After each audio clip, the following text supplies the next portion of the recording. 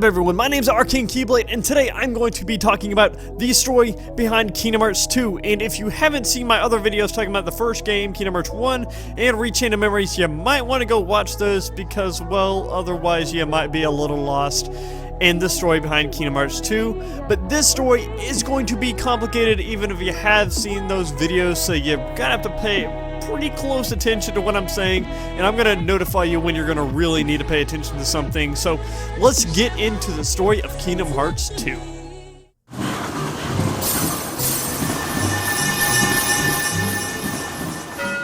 At the beginning of Kingdom Hearts 2, you play as an unfamiliar character named Roxas, who spends his days in a town called Twilight Town with his friends Hayner, Pince, and Orlette. And you go through 7 days with him, going through multiple events such as one is fighting in a tournament. And even though these events don't seem very prominent in the story, we will find out later that everything that kind of conspires here is pretty much important to the plot, especially when he starts getting harassed by these strange creatures.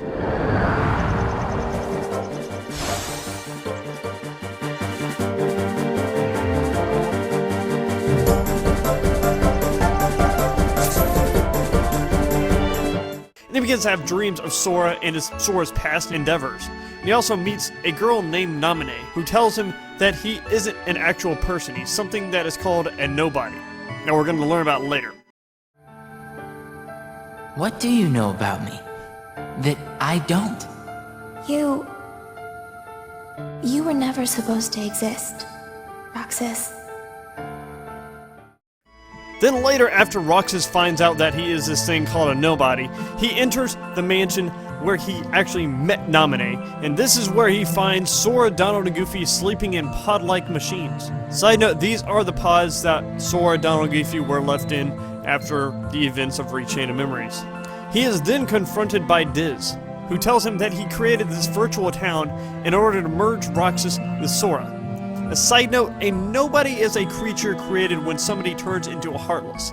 It is an empty husk that has no feelings, and in Kingdom Hearts 1, Sora turns into a Heartless, and this creates Roxas. And in order to wake up Sora from his sleep, they must combine the part of Sora back together into one. Also, while this event were happening along the 7 days, a mysterious organization has been trying to kidnap and destroy Roxas by sending a man named Axel to do this. Also, let it be known that Roxas was part of this organization and that he left for reasons that I will most likely explain in 358 by 2 days, because there are multiple reasons and it's kind of a lot of things to explain at this time. After Roxas' altercation with Diz, Roxas disappears and becomes one with Sora. Sora.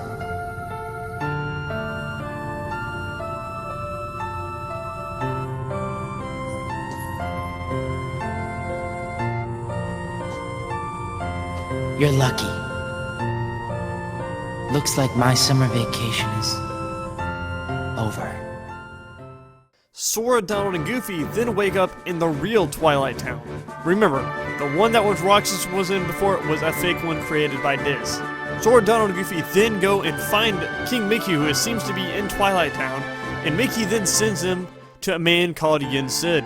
And Yen Sid tells him the origins of these new enemies called Nobodies in this group called the Organization 13, which consists of very powerful Nobodies who are able to control the weaker Nobodies, and this is an organization that was trying to capture Roxas.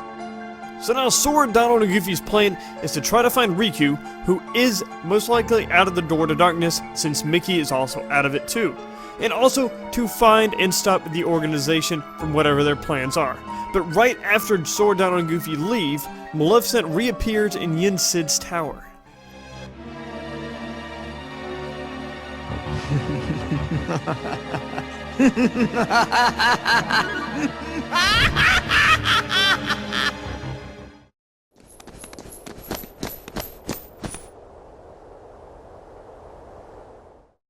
So they then set off to look for Riku and to stop the organization by traveling to different Disney-themed worlds, old and new, to help pretty much resolve problems caused by the organization, Nobodies, the Heartless, Maleficent, Pete, and other villains.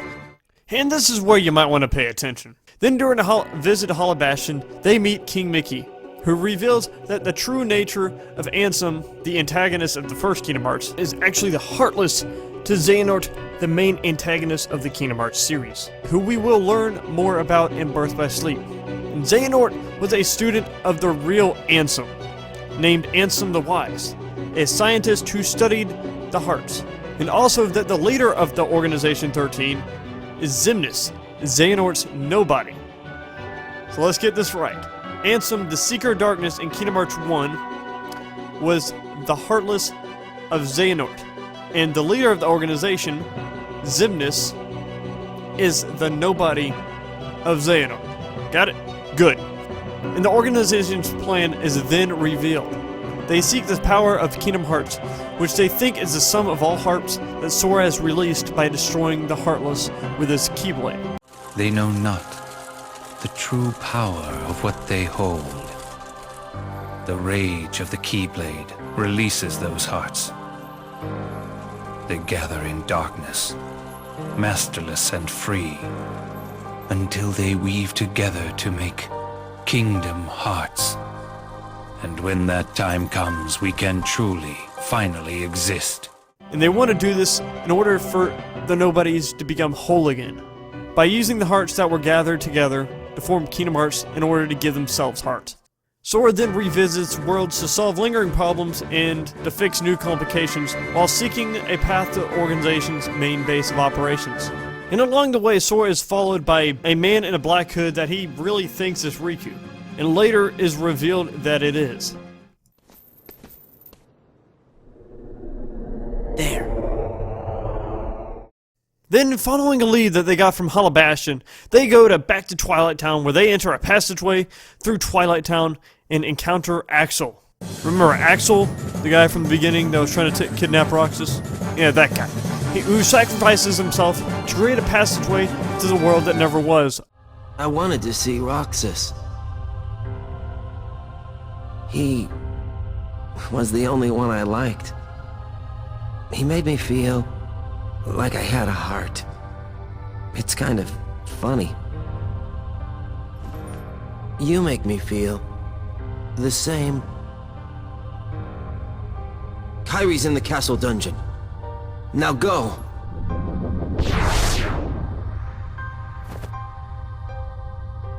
Axel.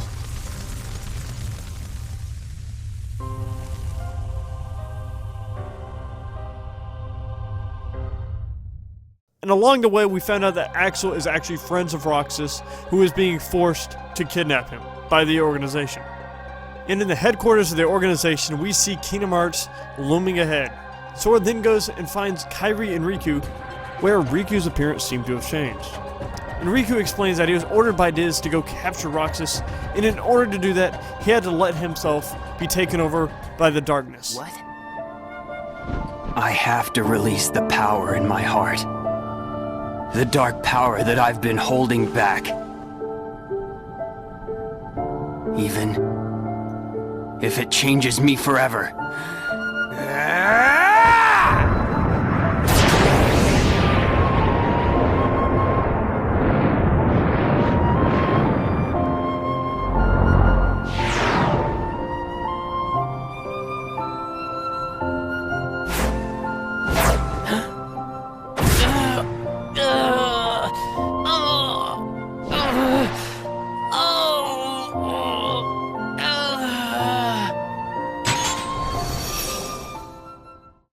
And this causes his appearance to look like Ansem.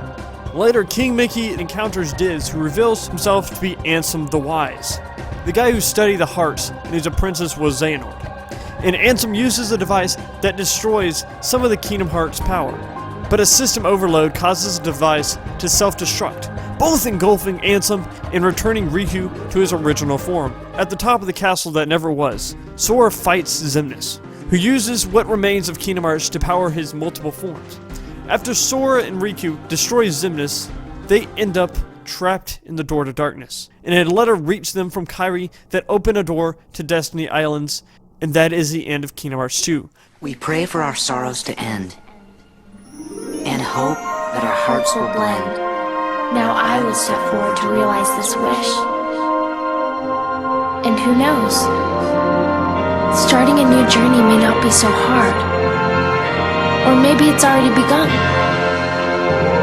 There are many worlds, but they share the same sky. One sky, one destiny.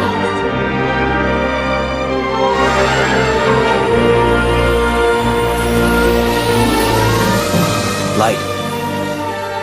The door to light. We'll go together. Yeah.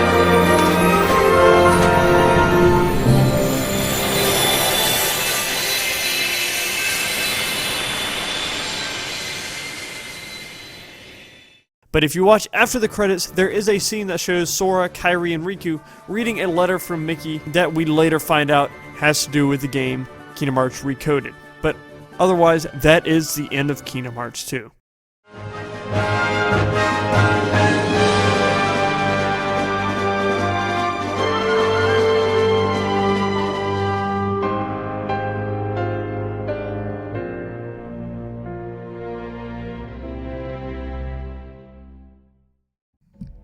And that is it for the story of Kingdom Hearts 2. Yes, that is a lot to take in, and you might have to watch it a few times, you might have to watch the other videos again in order to really understand the story. It is a lot to take in within, like, I don't know how long this video is, but try to take it in slowly, because it is a lot to really understand. But once you understand, it pretty much clicks. There's a few things you might question here and there, but hopefully Kingdom Hearts 3 will answer those questions. But I hope you enjoyed this video. If you did, punch that like button with your fist.